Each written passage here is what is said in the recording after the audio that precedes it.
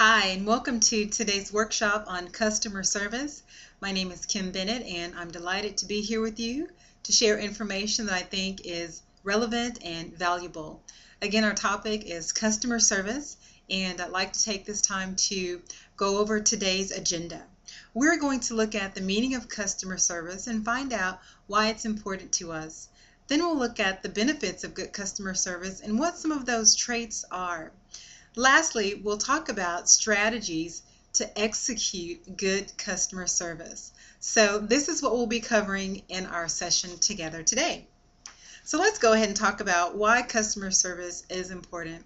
Well, when you think about it, it's a part of our everyday lives.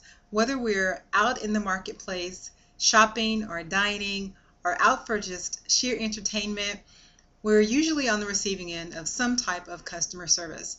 And so we know that it has a value in our everyday life. On the other hand, you may work in a role where customer service is part of your job, and you may be a customer service representative in some capacity where you need to provide customer service as part of what you do in your work life. So, whether related to personal or work life, customer service has meaning for all of us. So much so that when we receive poor customer service, it really stands out. Unfortunately, all of us may be able to have an account of a time when we received poor customer service. Why? Because again, it's important, and when we don't receive it, we can easily recognize it. On the other hand, there may be a time when we've received good customer service, and that stood out as well.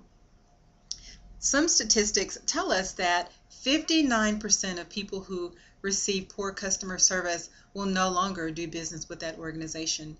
And also that 53% of those same people will try and encourage their family, friends, or coworkers not to do business as well because they received poor customer service. So bad news spreads fast, so we need to really be careful when we're talking about poor customer service.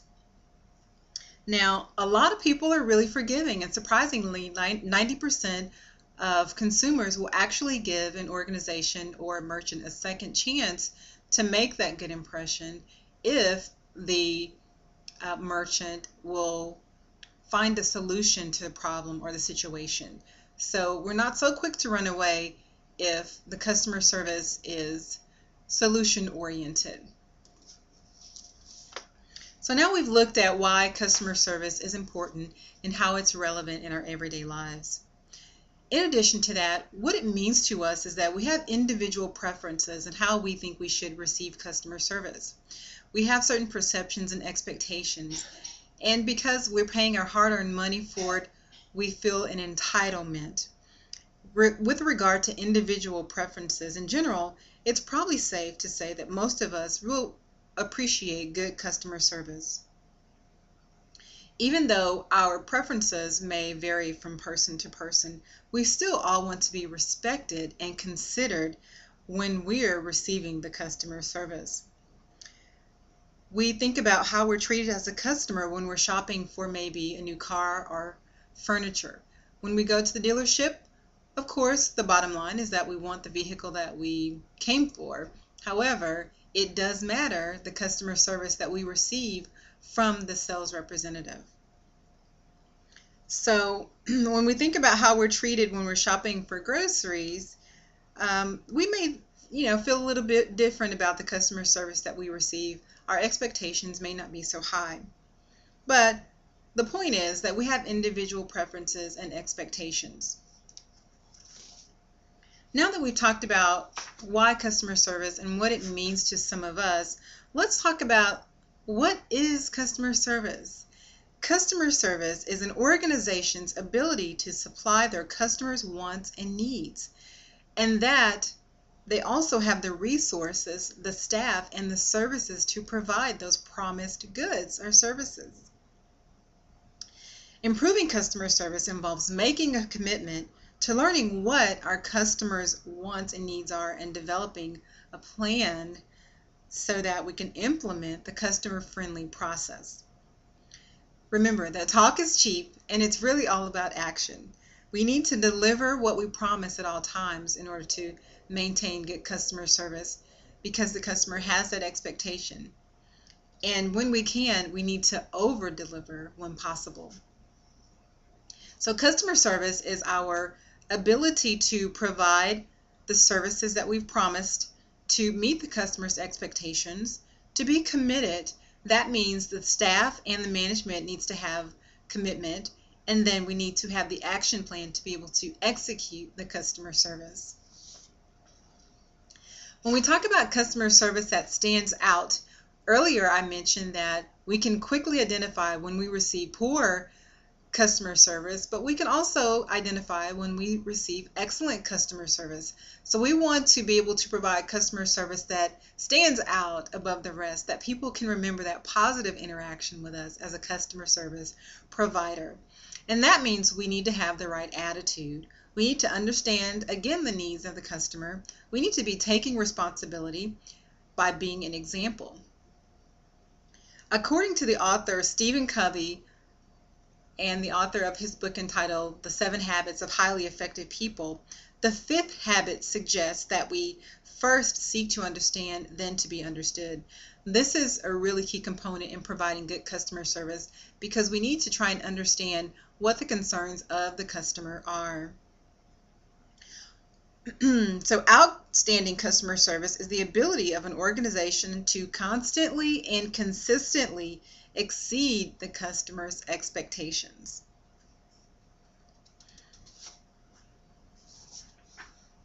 Now I'd like to share with you a quote from Bill Gates that says, "Your most unhappy customers are your greatest source of learning."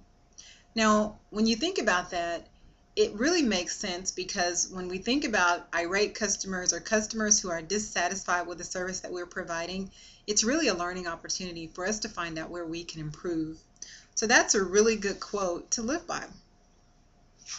So now let's talk about customer service strategies and how we're going to execute this good customer service that we've been talking about. We need to put the customer first, followed by welcoming complaints, not placing blame, treating people as your most important asset, and going above and beyond in our service. When we're putting the customer first, we develop a customer service policy. This is what we're going to do for the customer. This is how we're going to treat the customer. We're going to try and meet their needs. When we think in terms of welcoming complaints, we are going to look at customer dissatisfaction as an opportunity to improve. When we think about not placing the blame, we're not going to finger point within the organization, because it's a reflection on us personally and as a whole of the organization that we're not cohesive. So we need to take responsibility no matter which department was responsible, and let the customer know that we are there to help them. We're going to treat them as our most important asset, and then we're always going to go above and beyond in our customer service. Now it's quiz time. Now I'd like to test your customer service acumen with a quiz. I'm going to ask you questions related to the information that I've shared with you. The first question is, what is the definition of customer service? Okay. A volunteer, please. Sure. Okay. Go ahead. Okay, you're absolutely right. Customer service is an organization's ability to supply their customers' wants and needs. I have a treat for you after the session. Thank you for participating. Okay, question 2. What's your favorite customer service story, and how can it help you in your business? So at this time, I'd like to take a volunteer for you to share your story and tell us how it can help you in the future to provide better customer service. Thank you for your participation. Okay, so in summary, we want to understand that customer service is important, that it stands out, it's relevant, and that we need to keep good on our promises to provide excellent customer service. I'd like for you to take this time to fill out your customer for your survey evaluations of today's workshop, and remember the key points that we talked about. And I wish you all well in providing good customer service, and thank you for participating in today's workshop. Again, my name is Kim Bennett, and I will be happy to stick around to answer any questions that you have once the session is ended. Thank you.